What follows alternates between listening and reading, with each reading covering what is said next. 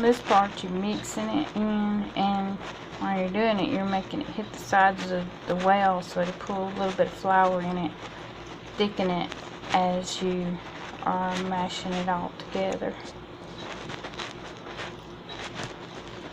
When it starts getting a little thick, that's when you want to stop. When it starts feeling thick like dough in your hand, that's when you want to stop kneading it and pulling flour into it.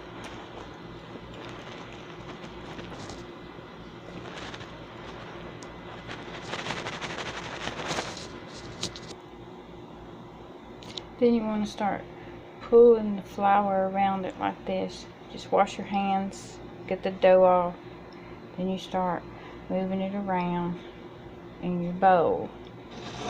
And I'm having to do this one-handed.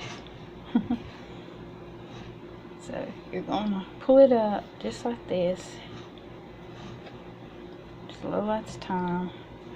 If you have two hands, it's better, but you can be fold it. Pull up a little bit on it. Fold it where it's not sticking.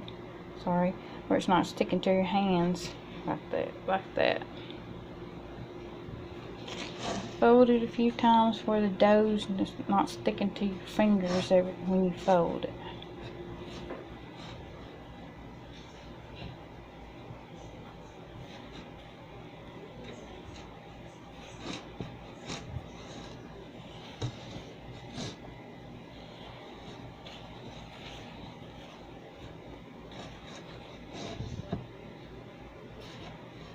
A lot of people just pull this out and put it on a pan with flour and cut it out with a cutter or a glass, but always pinch it and roll it. Try to pinch it back where you have a little flour you can put in your hands when you're doing it. So I'm going to have to pause it for a second and try to roll it up.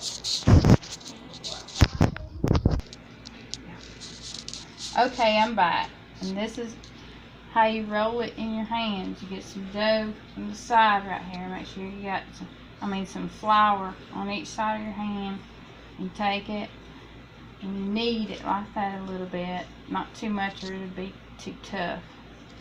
Then you take it and you do like this. You're going to try to get a ball without the crispy part showing.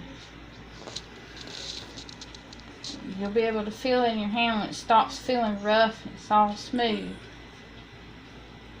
It's going to look a little cracky and stuff, but it'll smooth out. And you get it about like that where it's pretty much all smooth. Then you put it in your pan. And you get it a little mashed down.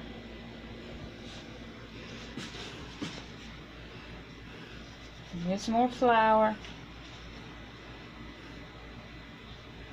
And you start kneading it together with your fingers again. You gotta just get it all together.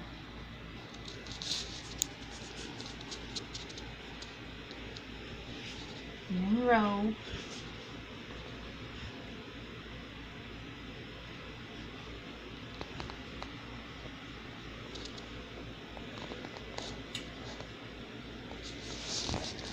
And make sure they touch when you put them in your pan. And every time just put your little flour on there. I'm going to make one more and then I'm going to tell you what I put the stove on and all, and I'll show you what they look like when they come out. So the video's not so long. And I wanted to tell you, I sent you pictures, but what you do is, like the size of the well I made in here and the size of that pan, you use, I forgot to measure the flour, but you saw about how much was in it for this size, that size pan I was telling you about. And you get like 2 palms full, like that, of the short or the bacon grease, whichever you're going to use. About like that when you squeeze your hand.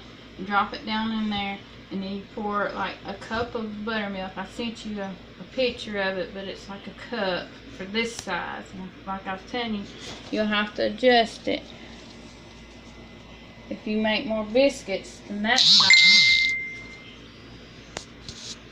But that's the way you're gonna do it, and put it in about a 400-degree oven.